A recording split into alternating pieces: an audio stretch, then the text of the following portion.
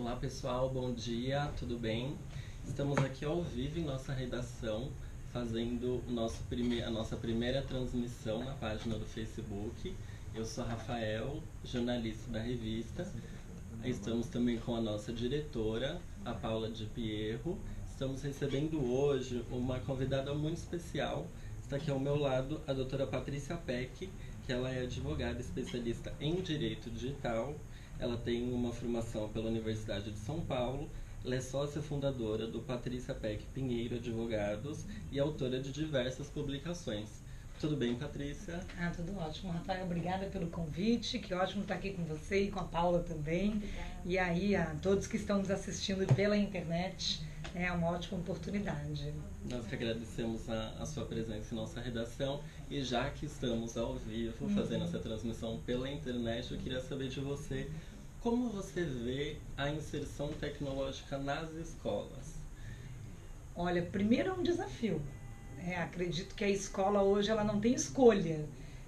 Eu acho que usar a tecnologia para melhorar o ensino-aprendizagem já era um passo necessário e ele está sendo acelerado. Ele está sendo acelerado porque o Brasil foi ficando muito digital depois do bug do milênio, depois do ano de 99 para 2000. E aí, esse jovem brasileirinho chamado Millennium, que é o brasileirinho que nasceu depois do ano 2000, que agora está com 16 já, né? Essa juventude, e ela já vem para a escola sabendo mexer bastante com tecnologia. Então, aquela sala de aula que podia ter como uma proposta, usar um recurso eventualmente, passou a ter que se retransformar e acelerar mais esse processo até de capacitação dos próprios professores e de inclusão digital dessa escola, mas com desafio. Por quê? Porque aí agora nós começamos a ver aquele cenário daquele jovem que também usa a tecnologia, às vezes, com os excessos da liberdade. Então a escola não só começou a ter a necessidade de aprender a usar para melhorar o ensino-aprendizagem, mas a lidar com os conflitos que o abuso do uso da tecnologia traz. E aí, então, como é que essa escola agora tem que ensinar o professor, ensinar o aluno e tem que ensinar a família, porque o pai e mãe mais analógico foi dando celular, foi dando tablet, dando internet e não explicou limites, não explicou o certo e o errado. E aí tudo parou na escola. E tá assim. Então tá realmente um grande desafio, porque a escola também tem que cumprir o calendário, tem que ensinar a matéria toda aí do conteúdo programático e juntar isso tudo com esse cenário de escola digital. E você acha que a tecnologia ela está chegando muito mais próxima de crianças de uma idade bem menor, assim, de 3, 4 anos, ela já consegue atingir essas crianças ou ela só atinge adolescente? Não. Hoje nós já temos, eu faço um estudo, você já consegue, pensando criança, né, pelo Estatuto da Criança e do Adolescente, a criança ou menor até 12 anos incompletos. Então, a gente já consegue dividir dentro desse segmento de 0 a 12, você tem um primeiro perfil ali de uma criança de 0 até 3 aninhos de idade, que já mexe principalmente em tudo que tenha muito efeito luminoso. Então ela começa com brinquedos que são apenas elétricos e vai rápido para o eletrônico. Então começa de um celular falso, né, de brinquedo, mas já vê o de verdade do pai e da mãe e já mexe. Então questão de um bebê de 6 meses para um bebê de 1 ano já saber colocar um videozinho no celular está muito mais rápido. E esse público de 0 a 3 anos, ele já corre riscos.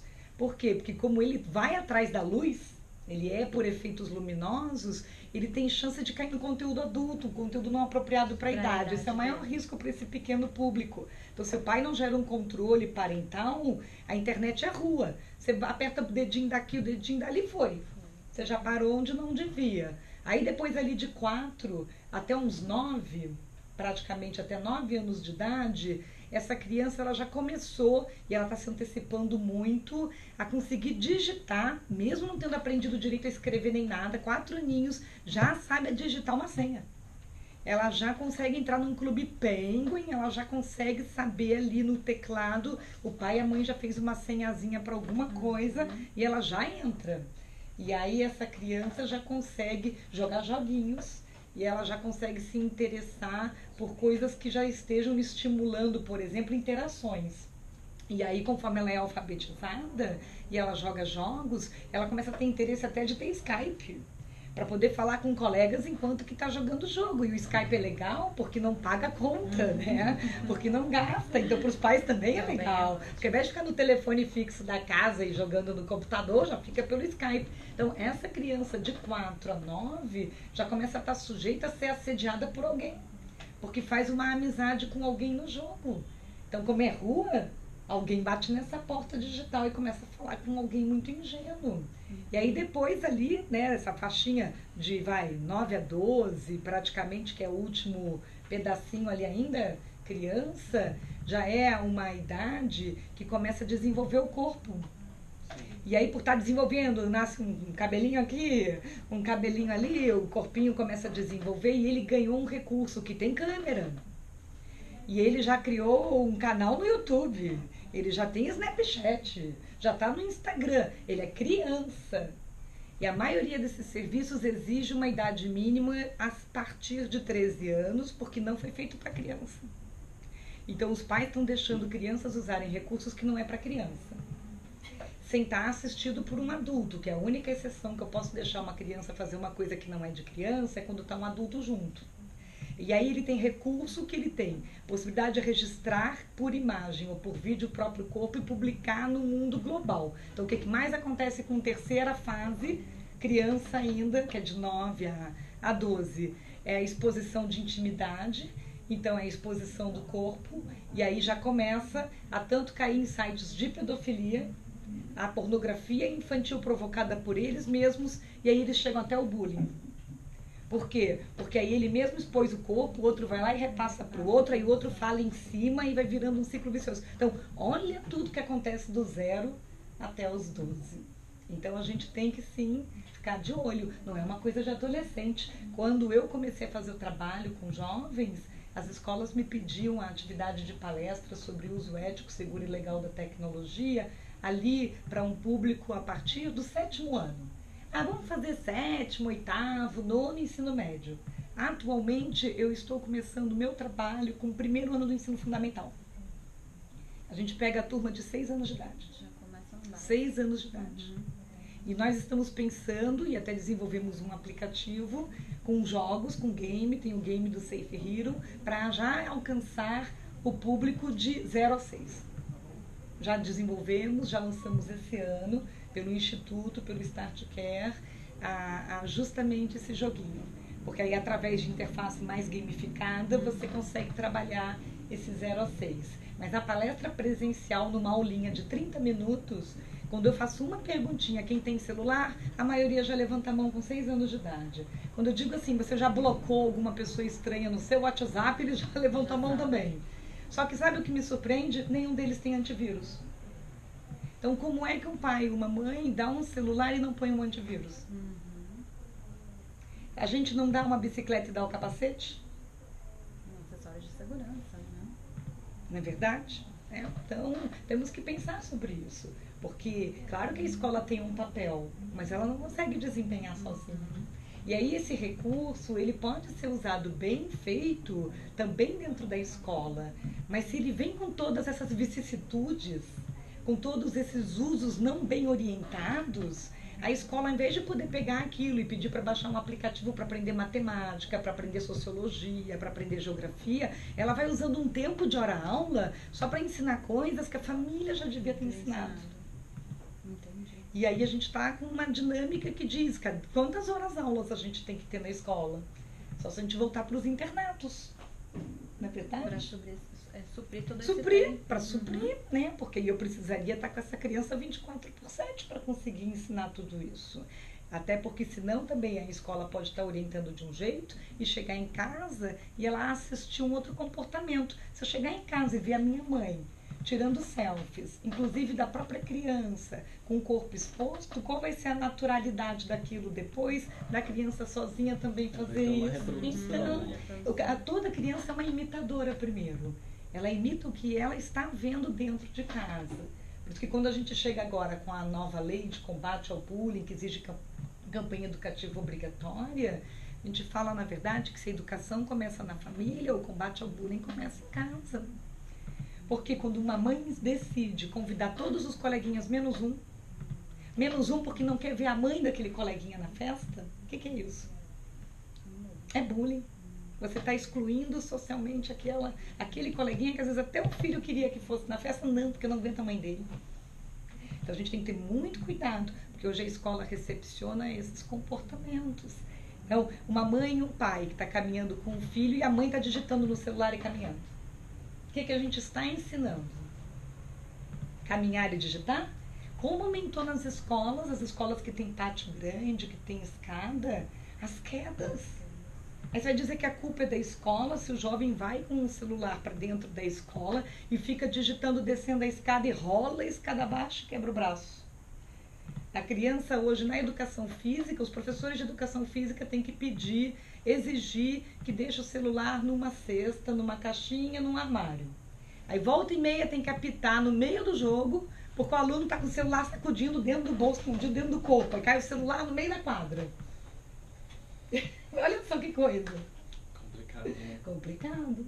E às vezes também, nesse momento, a escola ela tem que rever uma questão que já era familiar, né? Já era familiar. Então é um problema que vai passando para frente e a internet é um espaço assim, tido como ilimitado. Então as pessoas olham... Tiramos as paredes, as portas. Sim. E tiramos os muros, né? Então envolve um trabalho que é um trabalho, sim, da instituição de ensino, mas é um trabalho da família, é um trabalho da comunidade, é um trabalho das autoridades públicas. Ele exige campanha. O Marco Civil da Internet é lei, né? Ele trouxe na legislação que tem que ter campanhas educativas, mas nós não podemos tirar das pessoas o seu direito de escolha, o livre-arbítrio. Um pai e uma mãe são responsáveis legais. Eles são responsáveis, artigo 932 do Código Civil. Se eu decido dar um celular de verdade para um filho, cabe a mim, como pai e mãe, a primeira instrução orientativa a respeito. Eu não sei, vou procurar saber. Também vou olhar instruções a respeito.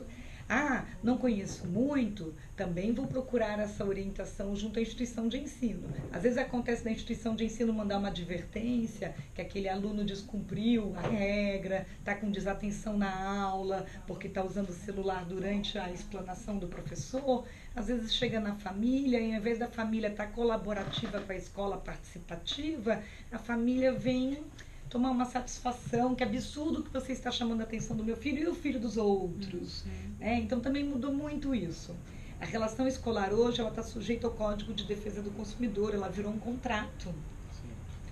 Então, antigamente não, antigamente a escola, se ela chamasse a família, havia essa parceria no sentido, estou entregando meu filho para essa educação e me diga o que você disser, o que a gente vai fazer em casa também, né? Então, assim, acho que a gente está precisando reconquistar esse vínculo, sabe? Esse vínculo, assim, que é uma parceria que tem 4 lados, quase, né? Doutora, e com esse desafio que o diretor de escola está tendo, né? Que é agregar e unir esse pai junto com esse filho e todo mundo falar a mesma língua. A mesma língua, na sintonia única. Como que o diretor ele vai conseguir, que ações que ele deve colocar dentro da sua escola para ele conseguir fazer esse elo? Existe um contrato que ele tem que rever, são palestras que ele tem que dar, ele tem que orientar esse professor também, que hoje tem uma página na rede social e acaba interagindo com os alunos. Como é que funciona? O que ele pode fazer? Paula, nós estamos desenvolvendo ao longo do tempo, eu trabalho com escolas desde 2005, então já são 11 anos de trabalho. A gente criou uma metodologia e com ela criamos até uma certificação chamada Escola Digital Segura. E aí ela tem um plano de trabalho. Então, sim, a escola hoje trabalha praticamente num projeto em que você vai atuar num nível de governança e em deixar as regras claras. Então, a primeira coisa, sim, é uma atualização documental. Aquela regra oral, aquela regra verbal que a gente antigamente ensinava acabou essa época. Hoje tudo tem que estar claro por escrito. Tem que atualizar a matrícula, o regimento escolar, você tem que criar regras mais novas, a regra de uso dos recursos tecnológicos educacionais, que a gente chama de RETICs, né? A regra de uso até de uma internet Wi-Fi, se a escola dispõe desse tipo de recurso. Você atualiza o contrato de trabalho dos funcionários falando sobre postura nas mídias sociais. Você coloca a cláusula específica sobre uso de imagem, seja do aluno, seja do educador, seja até de um terceirizado.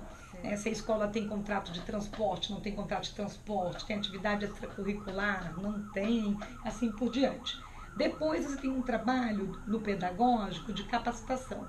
Tem que trabalhar professores, mas não só professores, todo o quadro de funcionários.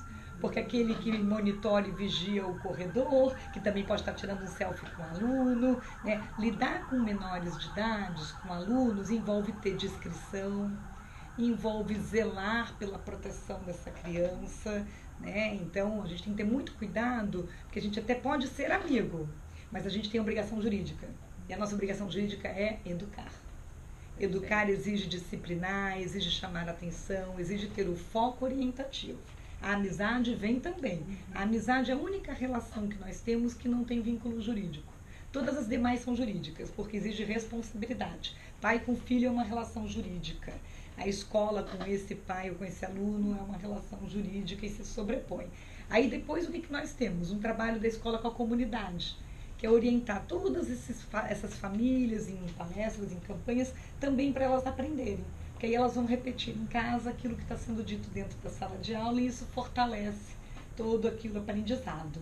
Então você trabalha os documentos, trabalha a formação pedagógica desse professor, que aí vai orientar o aluno em sala de aula, e trabalha a comunidade, que aí os pais vão ensinar em casa para os filhos aquele mesmo discurso. E aí a escola fica blindada. Então, isso é um trabalho que dá para ser feito em 1 até 3 anos letivos em geral. Você consegue coordenar essas ações e aí a escola, ela se atualiza da Constituição de 88 para cá. É como se ela conseguisse não só, de fato, assumir essa dimensão digital, mas ela também se tornar conforme as leis. E nessa nova escola, que precisa, sim, que as regras estejam claras, transparentes, escritas, documentadas. A gente vive a era da transparência. Não dá para o professor aceitar um aluno como amigo, não ler o termo de uso que tem a idade mínima, botar foto de um aluno ali dentro de um perfil, mas a foto num perfil pessoal, o perfil pessoal não é o perfil institucional, a fanpage da escola. Ele teria que ter tido autorização do pai específica para botar na fanpage pessoal do professor. A relação da escola é canal do institucional da escola. O contrato de matrícula autoriza o registro da atividade naquele canal da escola, né? Então, assim, são pequenos cuidados que, conforme você implanta esse projeto, vai gerando um aprendizado geral. É quase como se a gente atualizasse a escola, como eu disse, da Constituição de 88 para cá, e também dessa metamorfose toda da sociedade digital. Você consegue fazer esse trabalho completo e fica muito bom. Por quê? Porque não dá para fugir, não dá para puxar da tomada, dizer vamos ficar de volta no analógico. O mundo está digital, vai ficar mais digital e a gente não pode brigar com a tecnologia. A gente tem que assumir ela, ensinar a usar e tirar o máximo proveito dela. Enquanto a gente não ensinar a usar, vai ter problema. Vai ter problema porque se não ensinar a usar direito, vão fazer errado. E muitos dos jovens que têm as situações de riscos, quando a gente conversa, ele diz, eu não sabia. Outro dia eu estava com um menino de 9 anos. Eu falei, você sabia que mentir a idade, a data de nascimento, para estar com uma conta no Facebook, o crime de falsa identidade, artigo 307 do Código Penal? Ele falou, professora Peck, se eu cancelar o meu perfil do Face, eu deixo de ser um criminoso? Ele queria ser bom, ele queria a boa fé, a boa prática. Então, para a gente dar o direito de uma pessoa ser ética, a gente tem que ensinar. Tem que ensinar, por isso que é a educação. Você acha que essas informações, elas devem entrar também no projeto pedagógico da escola? Sim. seria interessante. Sim, sim, pelo menos em algumas aulas, seja de informática, até na aula de português a gente brinca muito sobre ter cuidado para não escrever errado nos posts, que é a nossa reputação, a imagem que a gente transmite. Você tem como colocar no pedagógico e colocar uma atividade, uma redação sobre privacidade, excesso de exposição, sobre bullying, né? Em aulas de história você consegue falar até sobre direitos autorais, você consegue trabalhar toda essa educação dessa ética e segurança digital, distribuindo um pouquinho na grade ou focando pelo menos na aula de informática. E seria interessante também as próprias faculdades de pedagogia incluírem algum modo. Aí você disse isso é essencial. Olha, tem pelo menos 2 anos que os próprios educadores e as prefeituras, quando eu faço formação, as prefeituras têm me chamado para formar professores, né? Eles dizem como deveria as faculdades de pedagogia incluírem essa aula para já formar os professores nisso. Sim, né? Acho que fica essa dica. Que seria interessante até entrar na escola já. Claro. Eles se atualizarem na faculdade. Sim. Né? Claro. Doutor, entrou uma pergunta aqui do Xavier Fogassi. Vou ler a pergunta dele. Falta dar limite para as crianças? Se os pais não dão limites aos filhos em casa, como o professor pode ou deve conduzir a relação das crianças com a internet e as redes sociais na escola? Olha, Xavier, é realmente assim. Nós sempre temos que ensinar limite. Não existe assim quem ensina. Até um patrão com um funcionário ensina limite. E a gente ensina limite para maiores de 40 anos hoje em dia, não é só para criança.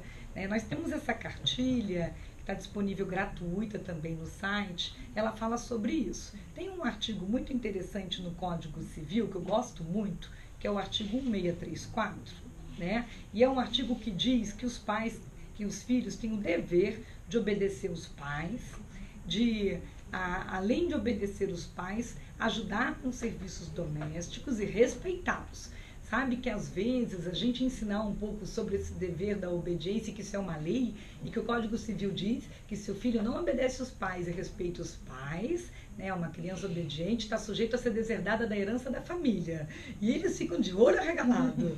Eles voltam para casa vendo que vão ter que arrumar a cama, que vão ter que ajudar. Então, às vezes, o professor dizendo isso resgata um pouco da autoridade parental. Isso já ajuda também na sala de aula, né? Porque para obedecer a um professor, para quem já não obedece nenhum pai, é difícil. A gente tem que resgatar a autoridade. Que um dia vai ter que obedecer a um chefe, que um dia vai ter que obedecer a um líder. É a obediência de uma forma bonita, quando você acredita que aquela obediência seja positiva, não é você ser comandado a fazer coisa errada, é quando você acredita que você tem alguém que está te inspirando, te educando, te orientando, sabe mais do que você, é daí que vem o princípio dessa obediência e do respeito. E isso está no Código Civil brasileiro, nesse artigo lindo. Tem escolas que botam num quadro, sabe, na sala de espera, tem pai que tira foto e volta para casa, porque ele nem precisa mais da orientação, ele já está empowerment, sabe? A gente fez até uma campanha de imã de geladeira, que é um ótimo imã de geladeira para o Dia das Mães, né? Você coloca na geladeira lá,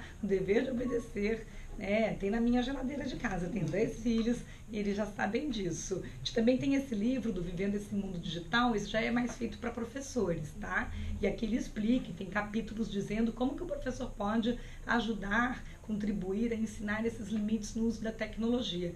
O jovem gosta de aprender limites, porque ele tem que ensinar os colegas limites, né? Então, é legal quando eu falo uma coisa que eu penso, mas eu tenho que saber manifestar a minha liberdade de expressão sem gerar danos, né? E danos colaterais, ou seja, é mais legal fazer alguém rir do que fazer alguém chorar, né? Então a gente fala isso, que os nossos posts, que as coisas que a gente publica provoquem mais sorrisos do que lágrimas. Então quando você conversa assim com um jovem, aí ele fala, poxa, então quer dizer que a pessoa que falou aquilo para mim, ela também passou do ponto. Então quando você ensina, ela é sempre uma via de duas mãos. Então, se o jovem hoje ele está se sentindo um pouco cerceado quando você ensina limite, mas ele aprende essa lição e tem uma hora que ele vai ver que ele vai poder limitar o outro. Ou seja, porque sempre o meu direito vai até onde começa o de outra pessoa. E um dia aquela pessoa também está esbarrando em mim, fazendo uma coisa que eu não achei legal, que eu não curti, né? Então, assim, e quando eles aprendem isso, o que eles aprenderam? Respeito, a convivência social, tolerância. Então, é uma aula muito importante de ser dada, não só para a vida escolar, para a vida como um todo. Tá, Xavier? Então, faça assim. faça que você vai ajudar bastante. Esse jovem vai ter mais empregabilidade, vai ser uma melhor pessoa, inclusive quando ele crescer, não só dentro da escola. Acho que é isso, né, gente? Doutora, como você é uma especialista na área de direito digital, queria que você contasse um pouco pra gente o que é o direito digital. Na minha visão, né, eu desenvolvi um pensamento sobre o direito digital ali no início dos anos 2000, com uma obra com a editora Saraiva, que chama Direito Digital. Então, eu estudei uma referência que vem lá dos anos 80, que nasceu no direito para proteger o que eles chamavam de computer law, que era um direito de informática, um direito de software, mas ele se desdobrou para se tornar o direito de uma sociedade digital, como se fosse uma evolução do próprio direito. Então, ele trata todas as relações que cada vez mais acontecem, independente de ser presencial ou remoto. Você não separa mais o real e o virtual, uma coisa só digital. Então, você fala de economia digital, negócios digital, vida digital, e o direito é um conjunto de regras, valores, princípios que vêm sobre essa sociedade para harmonizar as relações ou para resolver os conflitos quando eles acontecem. Então, reúne tanto melhores práticas que a gente já tinha, como tem que trazer soluções para as lacunas novas. Então, se antes não tinha um crime como fazer um vírus de computador, um crime de invasão de rede, esse direito precisa de uma lei nova para cobrir um comportamento que nasceu das novas tecnologias. Mas tem comportamentos que são só atualizações de comportamentos que existiam antigamente e que o modus operandi é apenas atualizado com um meio digital. Então, se eu podia difamar alguém, né, o crime contra a honra, assim, presencial, o racismo, a discriminação, hoje com o poder da tecnologia, eu não mudei o crime, eu agravei. Eu agravei porque agora ele acontece de forma mais covarde, ele pulveriza pelo mundo, ele tem mais dificuldade para aquela vítima conseguir remover aquele conteúdo, ou seja, ela conseguir restabelecer a sua própria vida, e é por isso que quando você vai para o digital, seja as coisas boas, elas ficam mais boas, ou seja, mais potencializadas, mas as ruins ficam piores ainda. E aí a grande discussão no direito digital é como tratar, como punir coisas que ficam tão graves nesse sentido, que não é apenas você mandar prender ou mandar pagar, né? Quer dizer, e aí por isso se tornou um direito muito mais preventivo, muito mais baseado nos costumes, porque o próprio tempo da gente mudar as leis ou o tempo de um processo judiciário é um tempo muito longo, e a sociedade digital é do tempo real. Então ele é um direito que está tentando se reinventar para conseguir atender essa necessidade das pessoas, para elas continuarem acreditando no direito, acreditando que a gente precisa da justiça, das instituições para resolver essas questões sociais, e que a gente não queira fazer justiça com o próprio mouse, não queira voltar para aquele estado de natureza selvagem, da lei do mais forte, que cada um resolva por si os seus problemas. Então, o direito digital vem sendo muito estudado, até em termos filosóficos, para que ele não perca o que a gente conquistou nos últimos 4.000 anos de história, né? Que foi ter trazido na sociedade civil toda essa crença das instituições e dos ordenamentos jurídicos. Existe alguma lei específica?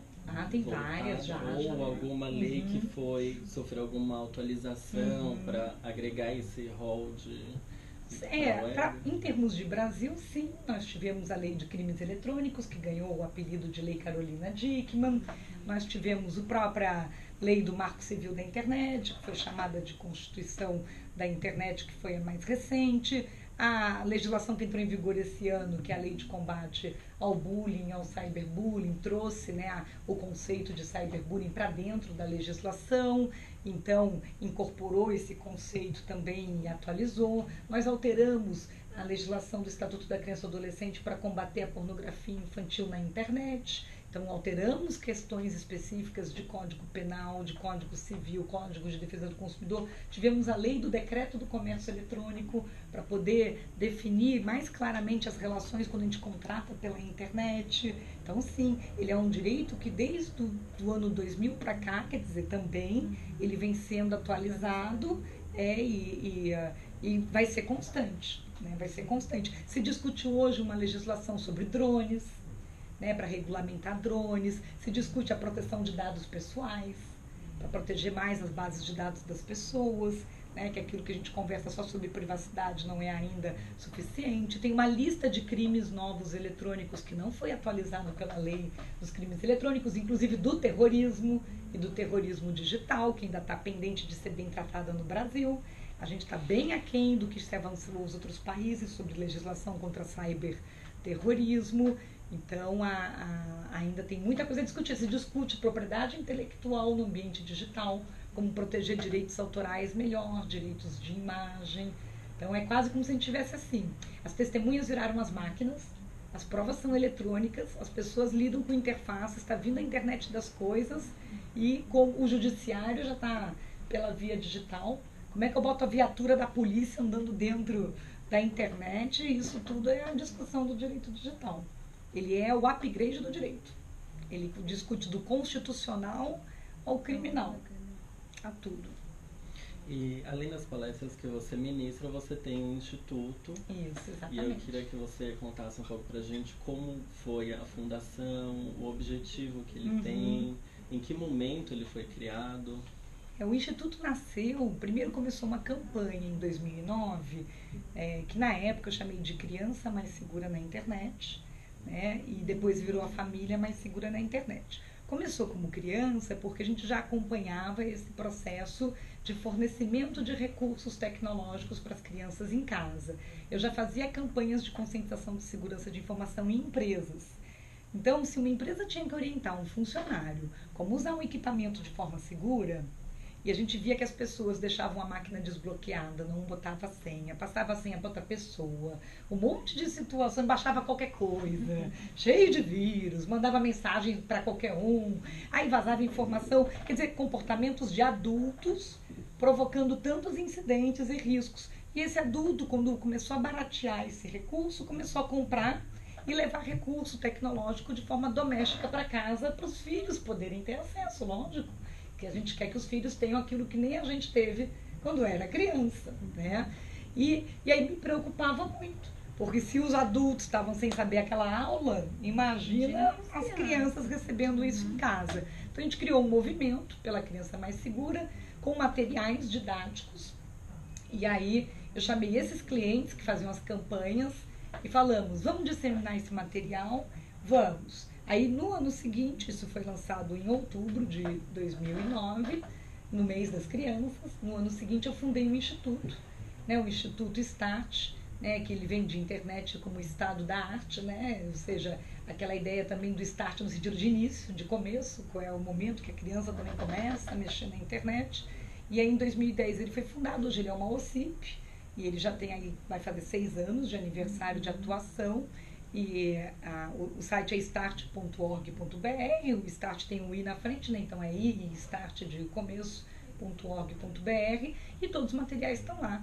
Eles são gratuitos, ele ministra via virtual, via aulas por EAD, uma formação de voluntários, então tanto forma professores como pessoas físicas comuns que querem em casa dar essa aula. Então a gente tem muitos pais. Eu achei interessante que muitos jovens de universidade começaram a querer ser voluntários. E tem alguns que levam no clube, que levam na igreja, que levam até para formar a terceira idade, sabe? Porque a gente já tem o vovô e a vovó também conectado, tá conectado, e junto o netinho, com o vovô e a vovó, trocando fotinho pelado, não dá. Não dá. Não dá nem nude, nem selfie, nem de criança, nem dos vovós, né? Isso aí a gente tem que ter muito cuidado, porque fica muito sem noção.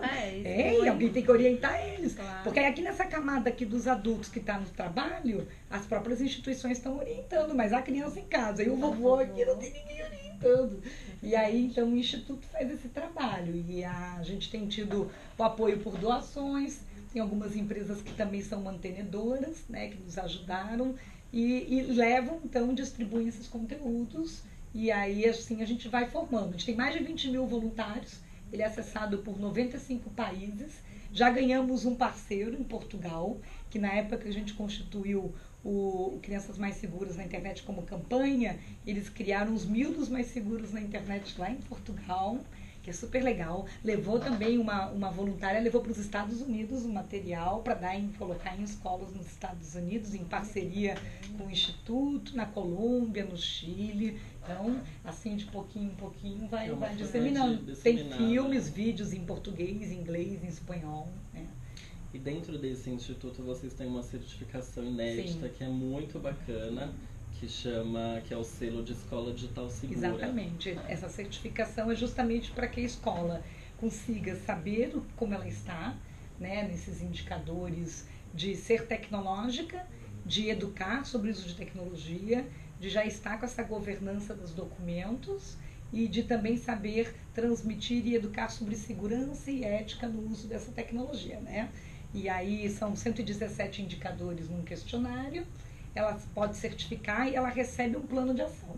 Ela recebe um diagnóstico de como ela está e ela recebe um plano de ação do que precisa ainda ser feito. E se ela depois quiser, ela pode contratar um apoio para dar implementação daquele plano de ação. Ela pode executar ela mesma aquele plano de ação que ela recebe. Então, as escolas ficam muito felizes de ver um roteiro e vem priorizado, o que é mais importante fazer primeiro, né? Tem coisas assim, às vezes, que só de ler o questionário, por exemplo, tem aviso de ambiente monitorado. Porque às vezes a escola colocou uma câmera para proteger as próprias crianças, mas não botou um aviso. E não está conforme a Constituição Federal, não está conforme a lei de interceptação. Então, mesmo por uma boa causa, tem que fazer dentro da lei. Eu costumo dizer que os fins não justificam os e-mails, né? Então, a gente tem que estar conforme a lei. E a escola tem que ser exemplo, não pode ter telhado de vidro. Não pode. Porque senão, infelizmente, quando para no judiciário, mesmo tendo feito por uma boa causa, que é a causa da educação, às vezes a escola acaba pagando, acaba sendo responsabilizada. Então, né? doutora, o Instituto ensina passo a passo para esse diretor como ele tornar a escola dele blindada para ter uma segurança digital. Pegamos pela mão para trazê-lo para essa dimensão de escola digital e essa dimensão dentro de toda essa atualização de como estão as leis brasileiras e essa visão que é educativa. Não é nem punitiva, nem policialesca, é educativa. Certo. E como é que o diretor tem acesso? Vamos supor, eu sou um diretor, estou assistindo e quero ter isso dentro da minha escola. Como que eu faço?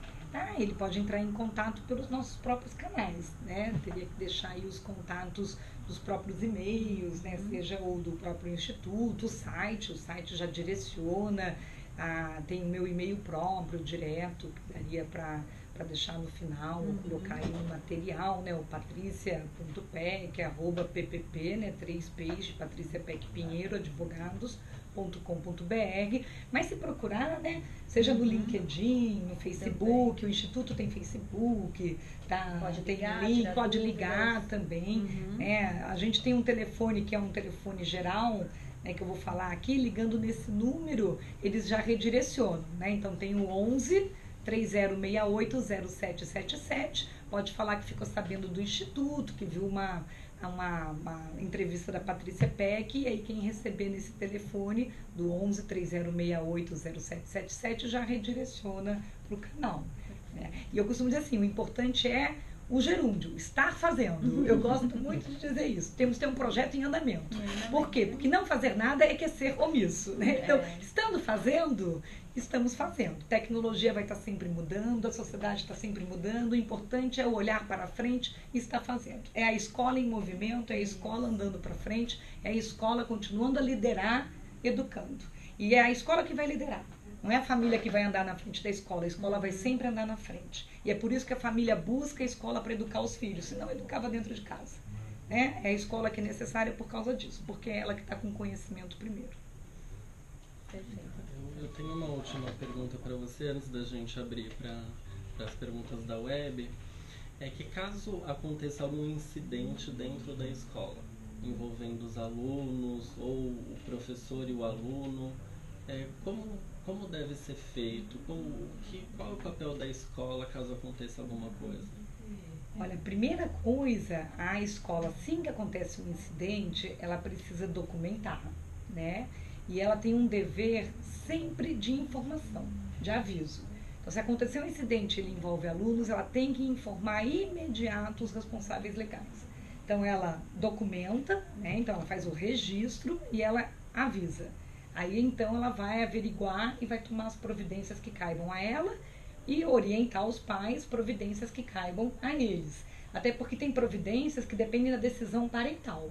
né? Tem pais que podem decidir, querer ou não, tomar determinada providência, porque tem um momento no qual o dever da escola é o aviso imediato ao responsável legal. Porque quem tem o dever de agir depois desse imediato, que é o pronto-socorro, né? O momento imediato é sempre do responsável legal. O que acontece hoje quando a família, né, a gente começa a ter a guarda compartilhada, é que esse aviso seja feito a ambos, tá? Então tem que ter muita atenção com isso. Então a escola, ela tem que estar sempre na posição da imparcialidade. Ela é um ambiente acolhedor, ela tem ciência de fatos e ela informa sobre fatos. Assim, ela não assume responsabilidades, tá? Porque quem tem responsabilidade sempre é o responsável legal. O responsável legal é a família.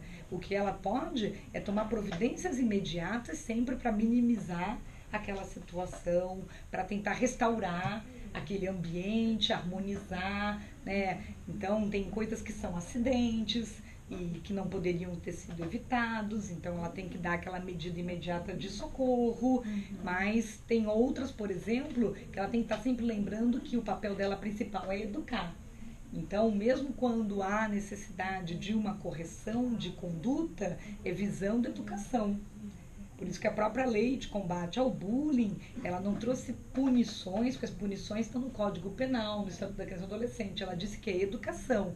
Eu vou dizer para aquele jovem que ele agiu errado, vou dizer para o outro jovem que o outro agiu errado, vou tentar colocá-lo junto, pedir para um pedir desculpa para o outro, dizer que não vai acontecer de novo, tentar que ele entenda que aquilo foi errado. Talvez ele diga que foi sem querer, ou que o outro que não entendeu o que ele quis dizer. Ou seja, essa mediação sim, é papel da escola. Pode ser que tenha acontecido fora da escola, mas ela é a primeira a saber, porque na internet é fora da escola, no WhatsApp é fora da escola, Facebook é fora da escola. Mas como as partes estudam na escola, às vezes a escola é a primeira a saber. Ela sendo a primeira a saber, ela vai mediar aquele conflito e vai avisar imediatamente aos responsáveis legais. Se cada responsável legal depois quer tomar outras medidas, tem toda a sua possibilidade de tomar com relação à família do outro.